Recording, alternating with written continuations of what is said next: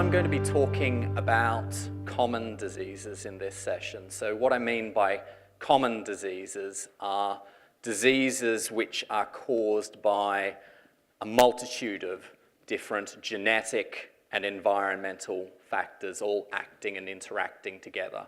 So this is qualitatively different from the sort of diseases that Emma was talking about, which are single gene monogenic disorders.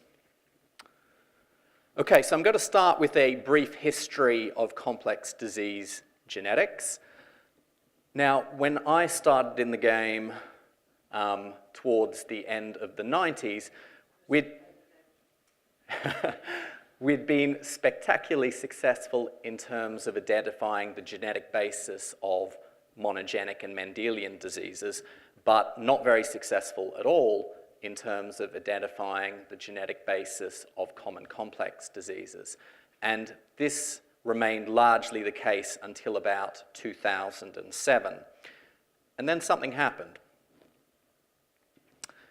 So this slide shows 23 human chromosomes, and every time you see a little colored dot, it means that that area of the genome, there's a genetic variant that's associated with a group of common diseases. So much so that now in 2015, we know about, I'm going to say about 10,000 genetic variants associated with various complex diseases and traits. I think you'd find it very difficult to find a period in the whole history of medical science that's seen such a rapid flurry of discoveries across such a diverse range of areas within medicine. So what happened? Well, it was basically the advent of what's called the genome-wide association study. And basically, the idea here is that you take thousands of individuals who have a particular disease, your cases, and you compare their genomes against thousands of healthy control individuals. Now, often we plot the results of these genome-wide association studies, or GWAS studies, in these Manhattan plots. They're called Manhattan plots because they look a little bit like the skyline of New York City. So along the x-axis is somebody's genome from chromosome 1 all the way to 23, and then on the y-axis is a statistical measure of the strength of association. So whenever you see one of these towers, it means that here's a gene that's affecting risk of that particular disease. So this is a figure taken from one of the first large-scale genome-wide association studies called the Wellcome Trust Case Control Consortium that Matt and I were both heavily involved in. And it really set the stage for the flurry of discoveries that have continued these last few years. In fact, it got quite a big write-up in the press, certainly in England, although probably maybe not as much as Tracy Emin, but there you go. Okay, so why is this important? Well, the number one reason is that GWAS tells us something about diseases that we may not have known before. To take an example, here's a Manhattan plot from a study from 2011 that Matt and I published, and it's for the disease, the autoimmune disease ankylosing spondylitis. And as you can see, there's a number of nice, strong signals, so we've identified lots of genes underlying this condition. I'm going to highlight one in particular, IL-23R. Why is that important?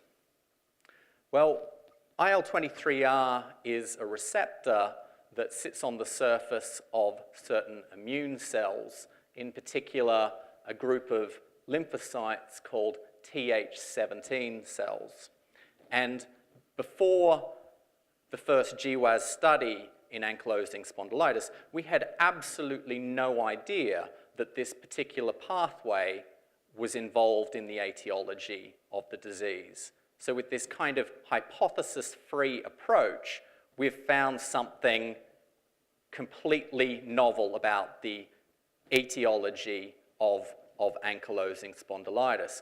And it's particularly relevant in this condition because there happens to be, at the time, a drug that targeted that pathway on the market for another disease.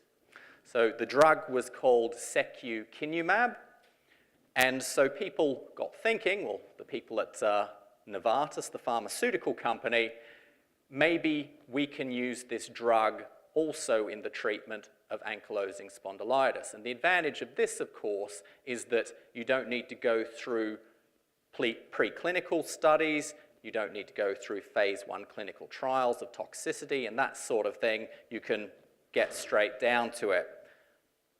So this particular drug is currently in phase 3 clinical trials and looks very, very promising for the treatment of ankylosing spondylitis. There's many more examples of this, but I wanted to share this one because this is a particular example where Queensland has played a leading role in this story. There's actually a really big problem in big pharma today in that the vast majority of small molecular compounds that are developed fail in phase 2 and 3 clinical trials, either because they're extremely toxic and they have bad side effect profiles, or they just don't work. It's very difficult to predict whether a compound is going to be successful or not. It turns out that the single best predictor of whether it's going to work is whether there is a finding from a GWAS study that affects the same pathway as that targeted by the drug. So GWAS is becoming a really important tool in terms of development of pharmaceuticals.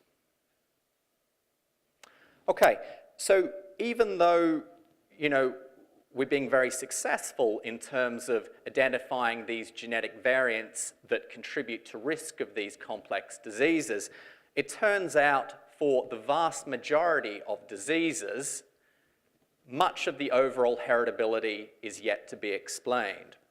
So what I mean by that is if you estimate the heritability of different diseases, so the degree to which a particular disease is genetic, and then you take all the findings from genome-wide association studies, they only explain a very small proportion of that overall risk. So the big question in my world at the moment is, where is this missing heritability hiding? And people have put forward a number of different explanations. I've highlighted the two ones which I think are most likely and most important at the bottom of this slide.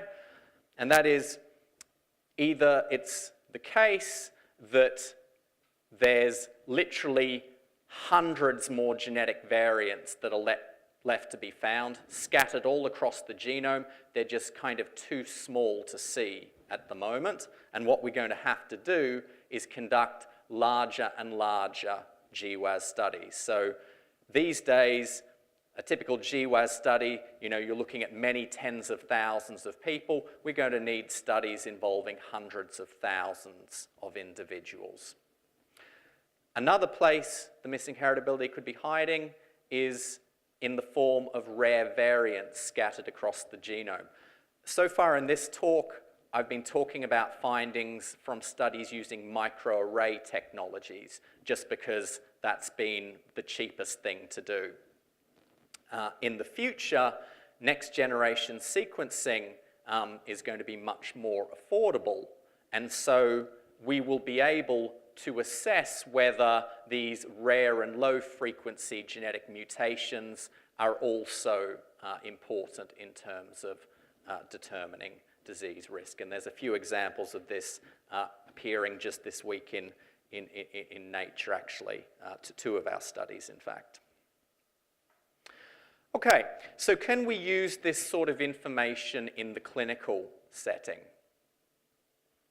So one obvious thing we could do is genetic testing. Can we predict individuals' risk of getting a complex disease in the future?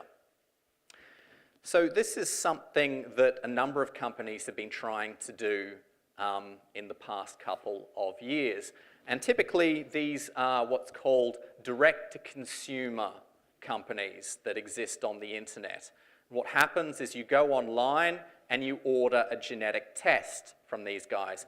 They send you a little vial that you spit into to get your DNA, and then they go away and then they genotype you across the genome like we would in a genome-wide association study. So this is a report from one of these companies, 23andMe, that I got a few years ago. So if there's any medical insurers out there, I disclaim everything I'm about to show you now. So this is a snippet of some of the information that they provide. So they will test you at to see whether you're a carrier of some rare Mendelian diseases, which I think is very useful. They will test you on your Mendelian traits. Not particularly useful. I know I don't have curly hair. I know my eyes are brown, etc., although it's good that they got all this information right. They will test you on variants related to what your response to certain drugs would be. This is potentially useful as well. So I've got a sensitivity to warfarin, apparently. And they will also purport to tell you about your risk of certain common diseases. So, for example, I'm meant to be at slightly increased risk of lung cancer. So is this useful in terms of predicting risk of common disease? Well, it most certainly is in the case of the monogenic diseases that Emma's been talking about, because there's often a one-to-one relationship between genotype and phenotype. But in the case of common diseases, the problem is that most genetic variants are a very small effect. So knowledge of just one of them doesn't really tell you too much. In theory, what you could do is not just look at one genetic variant, but you could look at lots of them together. And at least in theory, for some individuals, you could really say something quite predictive about their future risk of disease. But there's a problem in all of this, and that is that most individuals carry a mixture of both high and low risk genotypes. So even if you genotype an individual on lots of different genetic markers, the majority of individuals are going to have intermediate risk rather than high or low risk. So while such a result might be very relative if you're sitting out here on the distribution, it's perhaps not so relevant if you're sitting in the middle of the distribution. The other thing to bear in mind is that by definition, the utility of any genetic test is going to depend upon how genetic the disease you're looking at is. So for some diseases which are very heritable, so type 1 diabetes, schizophrenia, Alzheimer's disease, this is potentially something very useful. For certain forms of cancer, which are mostly environmental, it's probably not going to be very useful. This slide's a little bit old now, but it gives you an idea of the sort of diagnostic or prognostic information you could get by typing genetic variants for a range of different diseases. The column that we're interested in is the one at the end, the area under curve. Basically, if area under a curve was 1, you'd have a perfect test. If it's 0.5, it's useful, and the higher it is, the better. So once you're getting up to about 0.8, that's potentially useful from kind of a population screening perspective, not so used diagnostically. So certainly for some things like age-related macular degeneration, and hypertriglyceridemia, it may be useful in terms of population screening. Now, I've been reasonably negative so far. I'm just going to go through some positives. So for some diseases, the AUC values show a bit of promise. Recent genome-wide association studies are explaining more and more of the missing heritability. We can probably do better if we include family information, so whether you've got first-degree relatives that had the particular disease you're being tested for, including environmental information, and genome-wide sequencing as well to discover some of these rare variants that might have quite large effects. This is an example from schizophrenia, which shows some promise in the future. The graph on the right graphs the odds of disease, of getting schizophrenia, and looks across the different deciles of the population. So if you're in the top 10% in terms of your genetic risk, you have something like 20 times the odds of getting schizophrenia in the future than if you're in the lower 10%. Just quickly, some more kind of success stories. Ankylosing spondylitis, many of you will know that this is a disease that's very difficult to diagnose in its early stages. And certainly HLA-B27 testing has been around for a long time. We've known about this since the early 1970s. It has very high sensitivity and specificity, 90% as a genetic test. The problem is that it's very expensive. Our genome-wide association study of AS, in fact, identified a single nucleotide polymorphism that tagged the HLA-B27 allele, and so predicted risk of ankylosing spondylitis. So the relevance is rather than doing, an expensive test for HLA-B27, which might be $100, in theory, you could just type a single SNP for a matter of dollars, and you'd get exactly the same information. When you include all the costs. Another example, which you might be aware of, is celiac disease. So 90% of patients who suffer from celiac disease have a particular combination of alleles at the HLA.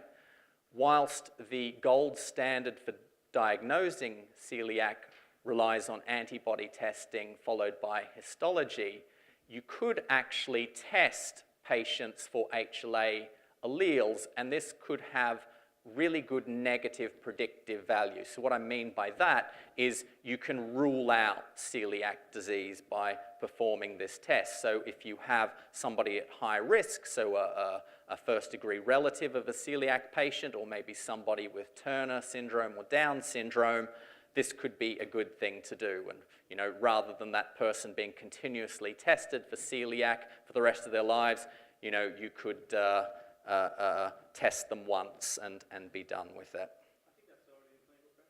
It is already in clinical practice, that's right.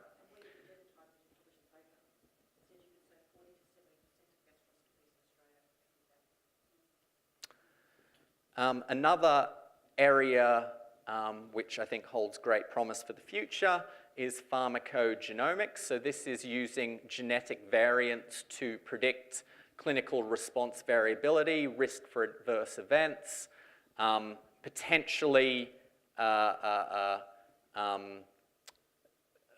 titrating the dose of drugs on the basis of individual genotype. This table shows a few examples of recent genome-wide association study results looking at adverse drug reactions in particular. So you can see a number of those, for example, the flucloxacillin and drug-induced liver injury. If your patient carries this particular variant here, they're at great risk of having this adverse event. And a couple of nice examples which may filter through to clinical practice in the not too distant future. One of these is using genotype to guide dosing, or titrating dose of warfarin. There's some evidence to suggest that you can do this titration better if you know the patient's genotype rather than just going in blind. Okay, so in summary, genome-wide association studies have been very successful in identifying the genetic basis of complex traits and diseases. Genetic testing for complex disease is going to be difficult, but there are some successes already. And I think that pharmacogenomics is an exciting area that is likely to yield many medically relevant advances in the not too distant future. Thank you.